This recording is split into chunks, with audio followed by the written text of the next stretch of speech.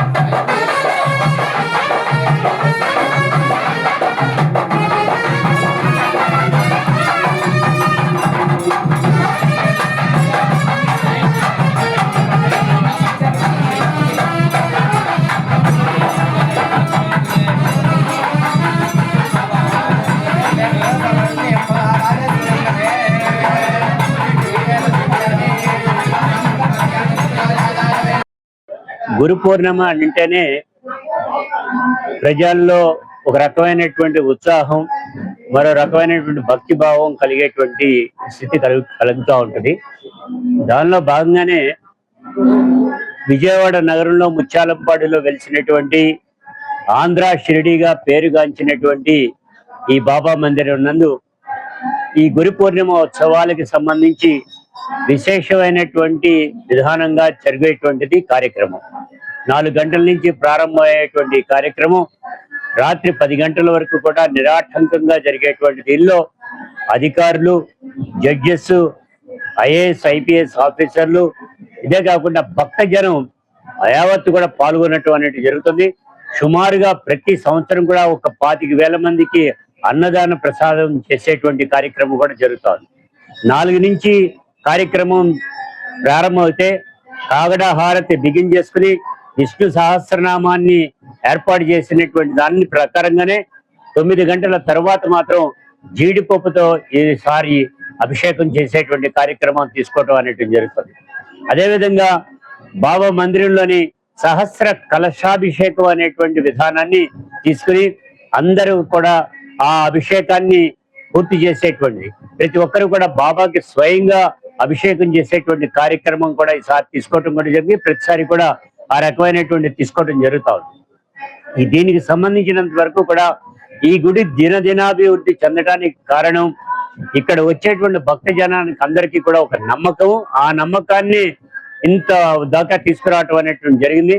ఇది గతంలో చేసినటువంటి వైభవపేతంగా అంటే మేము దేవుడికి సంబంధించిన కైంకర్యాలు ఏ రకంగా ఉంటాయో అదే పద్ధతిలో సంఘపరమైనటువంటి పద్ధతిలో కూడా చిన్నపిల్లలకి 10th క్లాస్ పిల్లలందరికీ కూడా చదివించేటువంటి దాంట్లో ట్రిపుల్ ఐటీలో కూడా సీట్లు వచ్చేటువంటిది కూడా కనబడతా ఉంది.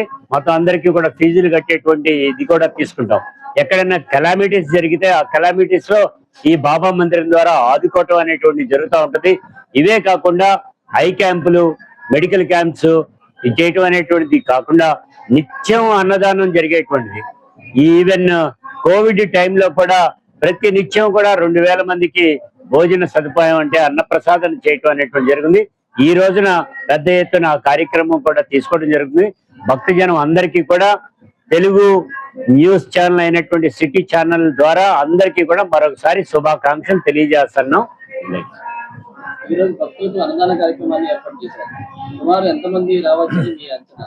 వచ్చే ప్రతి వాళ్ళకి కూడా అన్నదానం అనేది లేకుండా కంటిన్యూగా పెడుతుంటారా అనేది ఒకసారి కంటిన్యూగా అన్నదానం అనేటువంటి పెడతాం. ప్రతిసారి కూడా 25,000 పైచిలుగా వస్తారు. ఈ రోజున మరలా ఇంకో 10,000 మంది పెరుగుతారు అనేటువంటిది భక్తిభావం పెరిగినటువంటి స్థితిలో మరొక 10,000 అంటే 35,000 మంది వరకు కూడా వస్తారనేది అంచనా. ఆ అంచనాకు తగ్గట్టుగానే చేయటం జరుగుతుంది. రాత్రి పెద్ద ఎత్తున వాన పడటం, వంట సామాగ్రి అన్నిటి కూడా కొంత ఇబ్బంది జరిగినప్పటికీ కూడా బాబా గారి అనుగ్రహంతో అది మరలా ఆగటం, మరల నిరాటంకంగా జరగటం అనేది జరుగుతుంది. ఏదైనా బాబా కృప ద్వారా అన్ని కూడా సక్రమంగా జరుగుతాయి అనేటువంటి మేము భావిస్తాము.